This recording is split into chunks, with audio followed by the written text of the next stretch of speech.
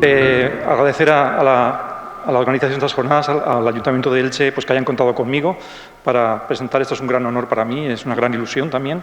No me dedico habitualmente a presentar este tipo de temas, como ha dicho Vicente muy bien, me dedico a la investigación científica en el campo de la energía, de las energías renovables, pero bueno, llevo muchos años también colaborando con gente que investiga otros aspectos más conectados con la espiritualidad, vamos a decirlo así en general, y me interesa mucho. Y bueno, para mí también es nuevo esta experiencia de presentar algo diferente a lo que suelo hacer, ¿no?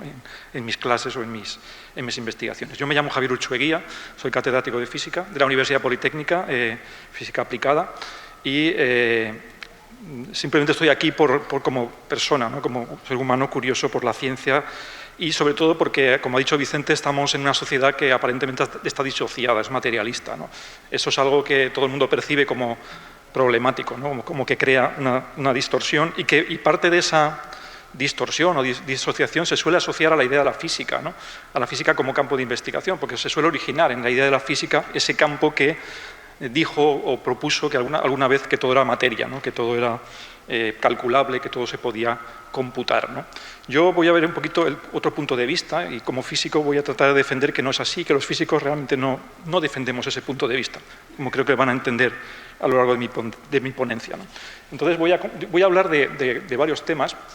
Lo primero es que se suele hablar de una teoría del todo, ¿no? La teoría de la totalidad, como algo que nos permita, pues eso, saberlo todo, y es un malentendido, y voy a explicar por qué.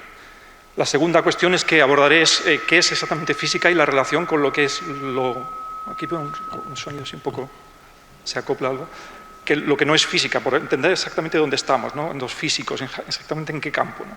Y luego, finalmente, cuál es el punto de conexión con lo que llamamos la conciencia, ¿no? Y si existe algún punto de conexión entre lo que llamamos la física, la materia y la conciencia. Y al final hay una síntesis, una especie de idea personal, ¿no? De cómo se organiza el mundo de lo sutil, el mundo de la espiritualidad y el mundo de la física, qué relación tienen entre sí, y a lo mejor algunos nos llevamos la sorpresa de que podemos hacer experimentos de física nosotros mismos, con nuestra mente, ¿no? Eso es muy interesante y espero que al final pues, podamos entenderlo. Entonces, por empezar, desde luego las letras se ve mal, pero voy a intentar resumirlo yo. Quizá al que más se asocia con la idea esta del materialismo, este señor de aquí, se llamaba Laplace, ¿no? Y Laplace enunció la frase que aparece aquí en la transparencia, y es que básicamente lo que dice es que si se pudiera conocer la posición de cada partícula, digamos la velocidad inicial y su posición, básicamente él pensaba que se podría calcular el futuro, es decir, la física permite predecir las trayectorias, permite predecir las interacciones y permite básicamente conocer el futuro a través de del conocimiento del pasado, ¿no? Y Pierre Laplace en el siglo XIX enunció esta hipótesis un poco a partir de la experiencia que tenían ya pues, el desarrollo de la física de aquel siglo. Empezando por la mecánica de Newton, la época de Laplace fue la época del electromagnetismo, de la investigación del magnetismo y de la electricidad, y se llegaron a grandes resultados en ese aspecto, incluso tecnológicos, que hoy día estamos disfrutando, ¿no? Como toda nuestra sociedad. Y Pierre Laplace había una especie de optimismo cientifista, ¿no? De que un poco la mente humana, ¿no? el cerebro era capaz de todo. Esa visión es lo que se suele asociar con la idea del determinismo, de la idea del materialismo cientifista. ¿Dónde estamos los físicos, ¿no? Respecto a esta idea que quizás es un poco antigua? ¿Es una idea antigua? ¿Es una idea que todavía es vigente? Pues van a ver que no es tan antigua. Esta idea de Laplace se llama el demonio de Laplace, porque un poco la idea es que el demonio de Laplace, la mente de Laplace, era capaz de ver el futuro. Sin embargo, en la moderna biología y neurociencia siguen apostando. Y van a ver ustedes un artículo que es tan reciente como de hace unos días, donde Robert Sapolsky afirma que no existe el libre albedrío, que es una fantasía, y que desde una perspectiva neurobiológica todos estamos predeterminados a nuestras acciones y que una inteligencia artificial entrenada adecuadamente podría predecir lo que vamos a hacer todos y cada uno de nosotros. Es decir, esta idea del determinismo, de la idea que todo es computable a nivel físico, no es solo una idea de Laplace, es una idea que defienden hoy día algunos científicos, como por ejemplo Robert Sapolsky, y de hecho está muy reforzada por la idea de las inteligencias artificiales, porque el demonio de Laplace se ha sustituido por la inteligencia artificial, ¿no? No hace falta que sea una persona, una máquina puede computar en principio y puede ser entrenada para predecir nuestros deseos, nuestros pensamientos, etc. Bueno, eso es lo que afirman algunos del campo de la biología y de la neurociencia hoy día, no hace siglo y medio, sino hoy día. La cuestión es, ¿qué base tiene esto? Desde el punto de vista de la física y qué base tiene esto desde el punto de vista del espíritu humano, ¿no? Y eso es lo que voy a tratar de discutir y un poco desglosar en esta ponencia, ¿no? ¿Cuál es el estado actual de esta idea, ¿no? Entonces, la pregunta es, ¿somos materia? ¿La física piensa que somos materia?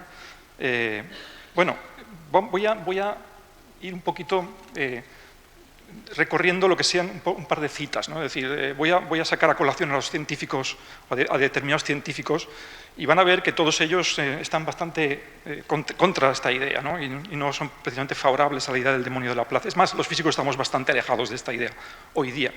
Pero hay una idea que a lo mejor ustedes habrán leído, que es la llamada teoría del todo, ¿no? ¿Qué se entiende por una teoría del todo?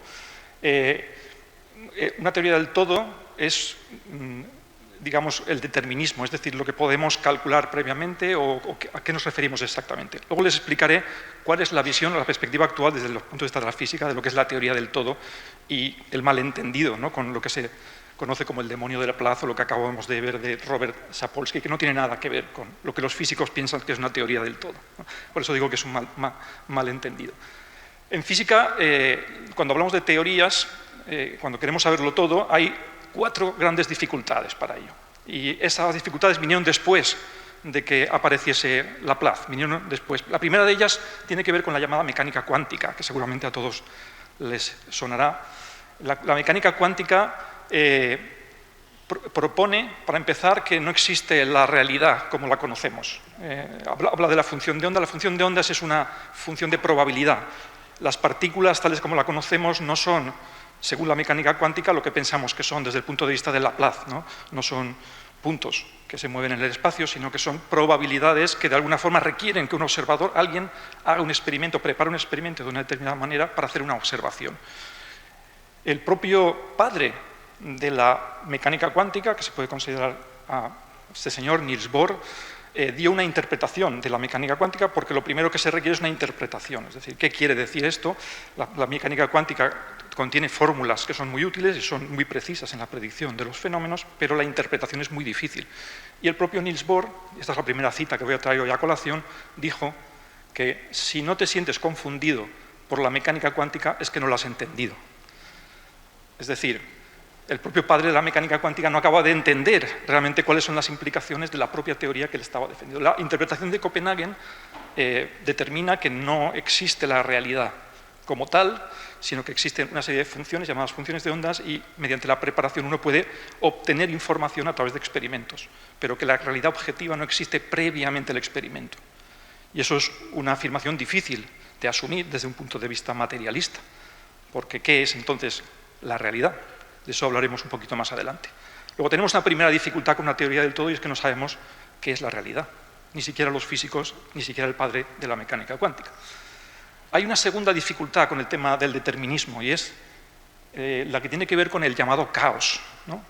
Cuando los físicos a lo largo del siglo XX, a principios del siglo XX, empezaron a estudiar fenómenos más complicados, se dieron cuenta que las ecuaciones que describen esos fenómenos, en cuanto son más de 2 o 3 ecuaciones, digamos, adquieren ciertas propiedades. Esas propiedades se llaman, o los matemáticos lo llaman, el caos. ¿Y qué es el caos? El caos es, desde el punto de vista matemático, cuando uno estudia una ecuación y cuando haces un pequeñísimo cambio en alguno de los valores, te sale algo completamente diferente. Esto sabemos, por ejemplo, que podemos predecir el tiempo razonablemente bien a un día, y los pronósticos del tiempo funcionan bastante bien, pero cuando hablamos de un pronóstico del tiempo a una semana, prácticamente no se acierta nunca. El tiempo es un sistema caótico.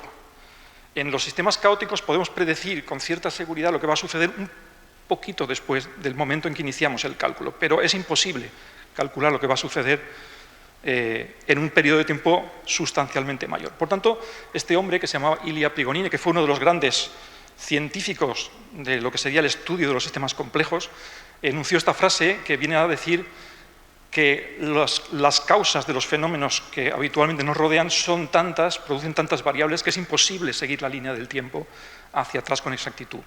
Es decir, que el tiempo es irreversible en el sentido de que no podemos saber lo que va a pasar en el futuro, sencillamente porque es demasiado complicado.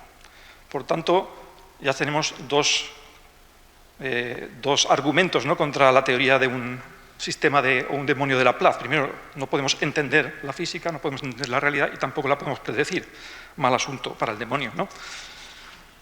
Bueno, podemos ver entonces que una teoría del todo para los físicos modernos no tiene nada que ver con el demonio de Laplace, no tiene nada que ver con una bola hacia el futuro, sino que tiene que ver con algo mucho más mundano, tiene que ver con el estudio de las interacciones fundamentales, de las fuerzas, la relación que hay entre ellas, ¿no? Es un esquema teórico unificado de la relación entre las fuerzas. ¿Y por qué es necesario? Pues porque en el siglo XIX teníamos básicamente una idea, no sé si se verá bien, de que había unas pocas fuerzas, ¿no? Teníamos una fuerza que se llamaba la fuerza eléctrica y teníamos una fuerza que se llamaba la fuerza magnética. Uno de los grandes hallazgos de la humanidad, una de las cumbres de la ciencia, en particular de la física, fue el descubrimiento de que esas fuerzas iban juntas, formaban una unidad, y esa unidad lo llamamos el campo electromagnético. Y de ahí salieron enormes descubrimientos con implicaciones muy grandes a efectos de la vida de todos nosotros, ¿no?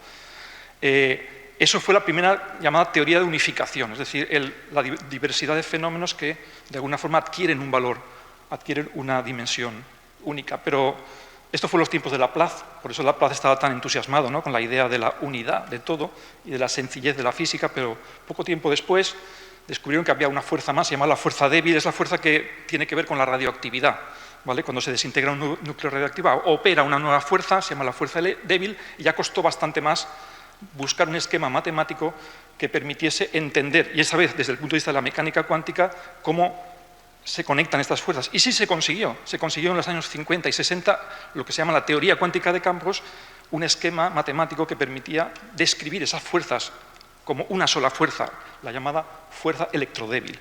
Bueno, iba bien. Surgió entonces la tercera fuerza que voy a sacar a colación, que es la fuerza nuclear fuerte, la fuerza que mantiene los núcleos unidos. Habrán quizá oído hablar de los quarks, hablar de los constituyentes del núcleo. Bueno, pues esos núcleos están unidos entre sí por una fuerza diferente a la fuerza electromagnética y diferente a la fuerza débil, se llama fuerza nuclear fuerte, y costó mucho más esfuerzo matemático llegar a un entendimiento de cómo esas fuerzas estaban conectadas entre sí. Esa se llama la fuerza de color, que junto a la fuerza electrodébil forma lo que se llama la fuerza electronuclear. Entonces hay un esquema teórico de los años 70-80 que se basa en la fuerza de color para describir esas fuerzas como un solo esquema, y eso se llama el modelo estándar de la física. Ese modelo estándar es el que ha servido de base para todos los experimentos que hay en el CERN, ¿no?, con las partículas elementales que se hacen chocar. Pero existe una fuerza más en la naturaleza que se llama la gravedad. Y la gravedad se ha resistido desde entonces a todo intento de ser descrita en este mismo esquema. Habrán quizá visto la película Interestelar, ¿no?, cuando hablan de la gravedad cuántica. Bueno, pues la gravedad cuántica es esa teoría hipotética que de alguna forma permitiría ver como una sola fuerza la gravedad con todas las demás. Es muy difícil, y hay varias razones por las que es muy difícil. Esa unificación de esquemas teóricos, una de ellas tiene que ver con la dificultad matemática. Las teorías cuánticas de campos generan infinitos, y la manera de tratar a esos infinitos es mediante una serie de técnicas matemáticas que no funcionan en el caso de la gravedad. Nadie ha descubierto cómo hacerlo. Muy poca gente entiende estas teorías y mucho menos la solución al problema de los infinitos. Tenemos luego problemas mucho más serios. Como una de las propuestas para las teorías de unificación surgieron las cuerdas. Las teorías de cuerda, se descubrió pronto que eran infinitas teorías de cuerda. Son no solo una teoría, es una familia de 10 a la 500 teorías diferentes y que básicamente podían predecir cualquier experimento posible. Alguien demostró que cualquier configuración de partículas había una teoría de cuerdas que la podía describir. Por tanto, esa teoría es lo que se llama no falsable. No puedo hacer ningún experimento que la ponga en duda, porque entonces siempre encontraré un ajuste de la teoría que permita ajustar esa teoría. Por tanto, ya se hablaba de pseudociencia en este contexto, y aún más surgió la idea de lo que se llama el principio antrópico, es decir, ¿por qué estamos nosotros aquí? Pues porque existe un ajuste de los parámetros tal que nuestras fuerzas y tal pues permiten la vida. Por tanto, no es que nosotros entendamos la materia, sino que estamos aquí porque, digamos, nuestro universo está aquí por nosotros. Entonces los físicos, estas cosas, pues ya empezábamos a entrar en colapso, ¿no?, con todo este tipo de ideas.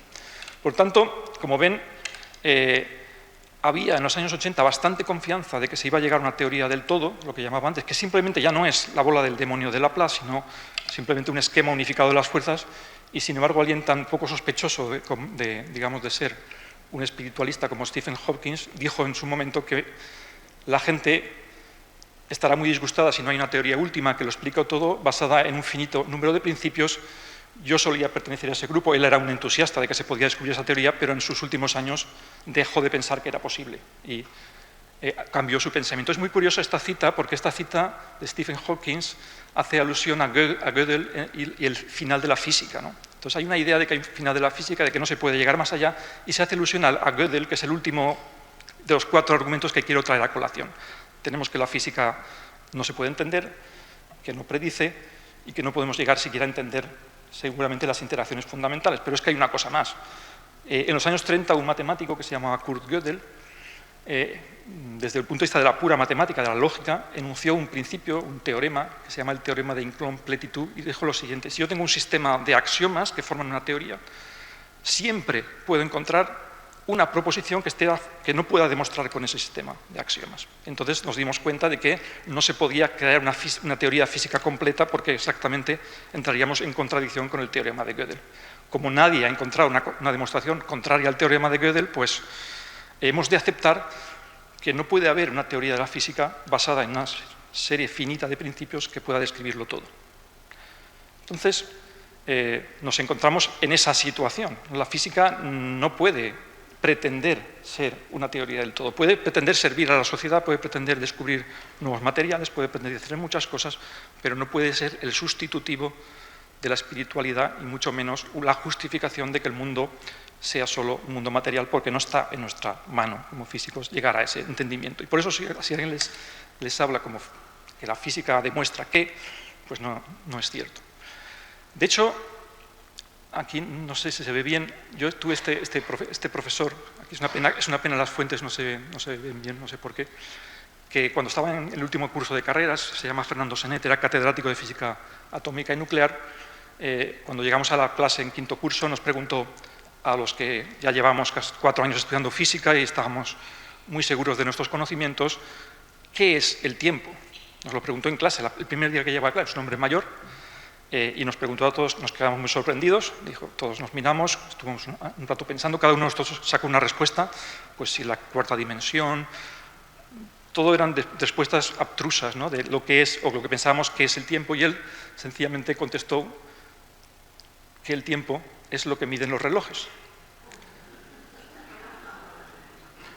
Y parece una obviedad, ¿no?, pero es muy, muy, muy importante esta frase. Es decir, el tiempo es lo que miden los relojes. La primera conclusión de esta cita de Fernando Senet es que si quieren saber ustedes qué es algo, nunca le pregunten a un físico. ¿De acuerdo? Los físicos no sabemos lo que son las cosas, sabemos cómo se miden las cosas, ¿vale? Esto es una diferenciación importante y nos responde un poco digamos, al segundo enunciado que quería entrar hoy, ¿no?, que es la física y que es la relación con la realidad. El tiempo no sabemos lo que es, pero sí sabemos cómo medir el tiempo, sabemos crear algo que mide el tiempo.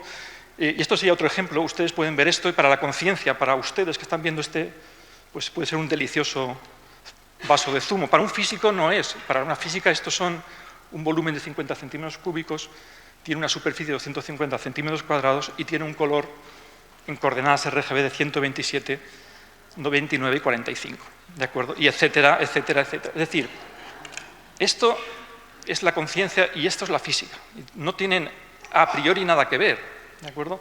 Entonces, la cuestión fundamental aquí es cuál es la relación entre una cosa y la otra, ¿no?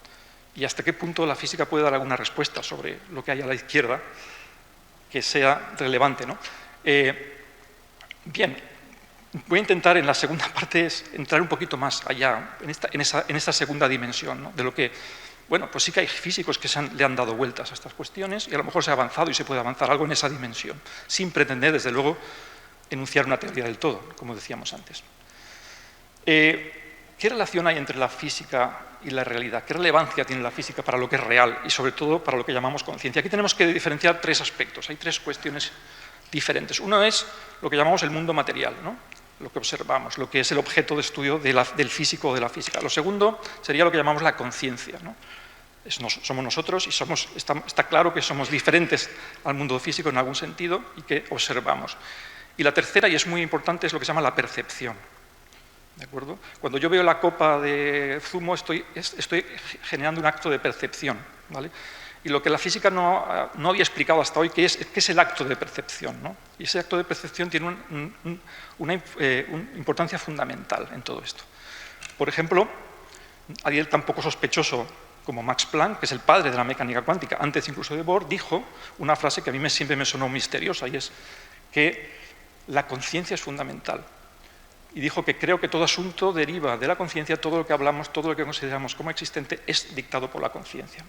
Lo que decía Planck es que la materia de lo que está hecha la realidad y que nosotros no podemos conocer es la propia conciencia, ¿no? Y esa frase a mí siempre me ha resultado enigmática, viniendo del padre, ¿no?, de la teoría cuántica, pero vamos a ver que hoy mucha gente piensa de esta manera y voy a intentar explicar por qué. Otra lectura interesantísima en este devenir es este libro que les recomiendo si tienen tiempo. Es un libro bastante, no sencillo, pero es bastante divulgativo en lo que es la parte que tiene que ver con la física. Se llama El Tao de la Física. Es un libro que surgió hace los años 70 y un poco trataba de establecer un paralelismo entre lo que la física moderna, la física cuántica, la teoría de partículas había ido descubriendo y lo que son las antiguas teorías y digamos, aquí lo pone en el subtítulo, los paralelismos entre el misticismo oriental y la física moderna. Y lo que era sorprendente es que descubrió muchísimos paralelismos. Es decir, que antiguas creencias, teorías o percepciones o visiones sobre lo que es la espiritualidad, el ser humano, se ven absolutamente reflejados en las modernas teorías de la física. Es como si de alguna forma estuviéramos redescubriendo, mediante la física moderna, preceptos que son milenarios antiguos y que el ser humano conoce desde siempre. Luego, hay una conexión entre la física y la espiritualidad que estamos redescubriendo a través de las modernas teorías, en particular de la física cuántica. Por ejemplo, el tema del vacío, ¿no? En la antigua concepción el vacío es algo vacío, ¿no? No hay nada en el vacío. Sin embargo, en la física moderna el vacío es complejísimo. El vacío, para empezar, tiene infinita energía y surgen partículas y antipartículas todo el tiempo y se producen las interacciones fundamentales. En el misticismo oriental el vacío era la fuente de todo, ¿de acuerdo? Y eso es uno de los muchos paralelismos que existe entre esa concepción mística y la física moderna, que es realmente sorprendente. Más allá de Fischer-Capra, o sea, que es un libro muy interesante, tenemos otros físicos muy destacados, por ejemplo David Bohm, que estableció en este libro, por ejemplo, aquí también, esto es una película que se hizo sobre él, dice, lo que los místicos supieron durante milenios, la ciencia moderna lo está redescubriendo. Entonces volvemos al mismo tema, es decir, de alguna manera la espiritualidad oriental, el misticismo y muchas ideas que ya existían desde siempre están muy conectadas a las nuevas concepciones de la física. Lo que hizo David Bohm es establecer una nueva teoría muy sorprendente, que era la teoría del holomovimiento, donde todo está, en el universo está relacionado todo con todo, existe una conexión entre todas las partes del universo a través de una función que se llama la función cuántica, superfunción cuántica, y que de alguna forma, mediante esta teoría, se podía empezar a indagar mucho más sobre lo que es el concepto de realidad, ¿no? Les recomiendo el libro La totalidad y el orden implicado, si alguien tiene interés se lo puedo apuntar, ¿vale? Que es donde explica de una forma muy divulgativa todos estos conceptos, insisto, muy, muy interesantes, y ya son ideas que van más allá de lo que es esa física que decíamos antes, de simplemente buscar una teoría de las fuerzas electromagnéticas o nucleares. Otro, digamos, investigador que quiero sacar a colación, de hecho, voy a hablar un momento de Jacobo Grinberg, es el 30 aniversario de la desaparición de Jacobo Grinberg. Este no era un físico, era un neurocientífico y también tenía una teoría propia de lo que es la conformación de la realidad, que a mí me pareció muy interesante, que es la teoría sintérgica. Como él vino a España en un programa con Sánchez Dragó, que aparece aquí, pues he conseguido digamos, sacar esta película y creo que si tenemos suerte se puede poner en marcha, pues lo escucharemos. No.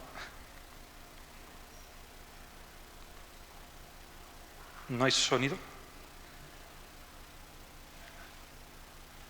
está comentando la teoría sintérgica.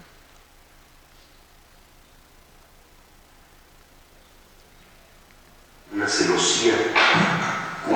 Voy a volver hacia atrás, ¿vale? Vale.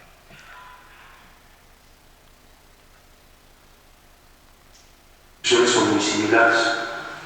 La teoría sintérgica afirma que existe una organización básica del espacio. Esta organización básica sería como una matriz, un enrejado, una celosía, cuyo estado fundamental es de total coherencia y simetría. En eso está de acuerdo también la física contemporánea. Cualquier modificación de esta matriz fundamental del espacio, un instrumento físico la detecta como una partícula elemental. Entonces el instrumento detecta que hay algo que aparece contra un fondo estable de total coherencia, y los físicos y las gentes que conocen lo que significa la medida del instrumento hablan de la aparición de una partícula elemental. La idea es que las distorsiones de la latiz, sobre todo las distorsiones complejas, son lo que podemos denominar objetos.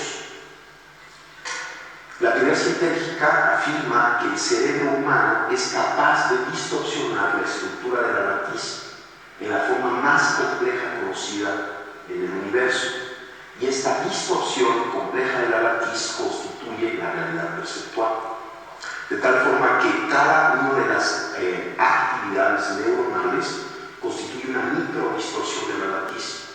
Y puesto que el cerebro humano contiene alrededor de entre 10.000 y 12.000 millones de elementos neuronales, cada micro distorsión, cada alteración de esta estructura básica del espacio interactúa entre sí, formando una macro distorsión compleja, a la que la teoría le llama el campo neuronal, de tal forma que la hipótesis fundamental de la teoría sintérgica es que la percepción surge como resultado de la interacción del campo neuronal con la latiz del espacio. Existen diferentes niveles de interacción entre el campo neuronal y la latiz, y cada uno de estos niveles constituye o se asocia o se percibe como un nivel diferente de conciencia. Por ejemplo, existe la conciencia auditiva, la conciencia visual, son diferentes tipos de conciencias, y la teoría afirma que cada una de ellas está relacionada con los parámetros de esta interacción entre el campo neuronal y la latiz. Jacobo, ya me da. Lo que dice Dragó es que ya le daba vueltas la cabeza. La explicación no es sencilla, ¿vale? Y yo ya para terminar, ¿no? mi ponencia, lo que he tratado es, voy a tratar de hacer una síntesis de esta idea, ¿no? Y tratar de explicarla quizá en un término más sencillo, porque a mí me parece una hipótesis y una teoría interesantísima, ¿no? La he estudiado bastante y la he puesto además en relación con otras teorías, como por ejemplo la de Bohm, que tiene mucha conexión con ella, y de otros campos. Entonces, nosotros somos esto, ¿no? Una cabeza y un cerebro, ¿de acuerdo? Y básicamente nos interactuamos con el mundo a través de los sentidos, lo que podemos llamar los sentidos externos, los ojos, los oídos, ¿de acuerdo? Y esos sentidos externos forman lo que podríamos llamar nuestra conciencia, nuestro yo consciente, ¿no? Que podría ser simbolizado como este pequeño segmento, ¿no? Que está aquí de color azul. Nosotros pensamos que estamos percibiendo la realidad. La realidad entra directamente a través de los sentidos y impacta en nuestro yo consciente. Eso es, digamos, la creencia que subyace a lo que sería el punto de vista materialista. ¿De acuerdo? Sin embargo, lo que dice Jacobo Greenberg o muchos místicos y desde los dos tiempos es diferente. El cerebro crea la realidad. Y esto es lo que representaría pues, ese campo neuronal del que habla Jacobo Greenberg. Es decir, el campo neuronal es nuestra conciencia que crea él lo llama una distorsión, se puede crear una interfaz, lo podemos llamar de muchas maneras, una relación con esa realidad. Y esa relación con esa realidad crea la percepción. Esa flecha roja simbolizaría esa percepción que es la que nosotros percibimos como algo, como objetos, como sonidos, como cualquier elemento que impacta en esa conciencia. Y esos sentidos externos, esa conciencia que impactan en nuestro yo consciente, son lo que constituyen el ámbito de la racionalidad, de la física, de la realidad, de la materia. Es lo que percibimos nuestra relación con el mundo. Pero, claro, eso no es todo. Si fuera todo, bueno, pues aquí no haría falta una teoría tan sofisticada. La realidad no la percibimos como tal, según la teoría sintérgica. Es lo que él llama la látiz, otras culturas lo llaman lo inefable, lo que no podemos expresar, lo que no podemos conocer, porque simplemente no tenemos conexión con ello, no conexión directa, solo a través de este campo neuronal, el nirvana, ¿no?, en las teorías orientales. Sin embargo, la mente, y aquí viene la cuestión clave, la mente no es el cerebro, no es igual al cerebro. Nuestra mente es mucho más que el cerebro, y parte de nuestra mente no es o no pertenece al campo físico, pertenece a ese campo interfaz liminal, ¿no?, entre lo que sería ese campo neuronal, está fuera, está en la realidad, y otra parte está dentro de ese campo neuronal, y por tanto sí que tiene conexión con nosotros, con nuestro cerebro, con la parte. El cerebro sería el símbolo material de lo que es nuestra mente, pero no es nuestra mente. Entonces, esa relación, nuestra mente, esta gráfica o este pequeño símbolo implica que esa mente que tenemos está en conexión con esa realidad. Está en una conexión directa con la realidad, en parte, a través de lo que siempre se ha llamado en las teorías, en las visiones orientales, pero también Jacobo Greenberg y otros lo llaman los sentidos internos. Cuando ustedes tienen una intuición, cuando ustedes tienen una idea aparentemente novedosa, cuando surge algo que no saben de dónde surge, no surge a través de los sentidos externos, surge a través de esa conexión de la mente está fuera de parte del campo neuronal o del campo neurosintérgico y tiene conexión a través de los sentidos internos con esa realidad inefable. En la mente disociada occidental, aquí tienen una cosa muy importante, ¿no?, que es esa información que viene a través de los sentidos internos, ¿dónde se almacena? ¿Dónde se queda? Pues se queda en lo que llamamos el subconsciente, en la parte de la que no somos conscientes generalmente en el día a día, el subconsciente. Y el materialismo lo llamamos el dualismo o la disociación. ¿Qué implica? La disociación aquí está simbolizado por esta ruptura, ¿no?, entre el yo consciente y ese subconsciente que recibe los inputs, que recibe la información que proviene de ese campo neuronal. Y por tanto esa disociación crea esa fantasía o esa idea de que no hay nada más allá y que no tenemos ninguna conexión. Muchas culturas y muchas tradiciones tenían una total conexión entre el subconsciente y creían en una total coherencia entre nuestro yo consciente y el subconsciente, y por tanto no había ningún tipo de contradicción entre ambos. Nosotros hemos creado esa disociación, pero hay momentos en los que, sin querer, estamos asociando ambas cosas. Por ejemplo, durante los sueños, si meditas, si creas ese estado de conciencia en el que admites, ¿no?, que puede haber una conexión con esa realidad con la que realmente a través de los sentidos externos no podemos conectarnos. La intuición, la creatividad, todo proviene de ese otro campo que no pertenece al ámbito de la física. El ámbito de la física sería este pequeño circulito simbolizado como un color magenta, y este otro campo, el mundo de la meditación, los sueños, la intuición, no tiene por qué ser contradictorio. Simplemente tenemos que romper esa disociación y volver a crear ese puente para crear un todo entre la mente y la materia. Y eso es un poquito, con esto termino mi ponencia, es mi resumen personal de lo que sería la teoría sintérgica y otras muchas que he leído, y simplemente una pequeña recomendación final o consejo, y es que nuestro cerebro nos conecta con la realidad mejor que cualquier dispositivo de medida físico, y por tanto podemos hacer física nosotros mismos, o esta noche meditando o atendiendo nuestros sueños y creando esa conexión con la realidad mucho más potente que posiblemente medir con un instrumento físico. Muchas gracias por la atención y cualquier pregunta.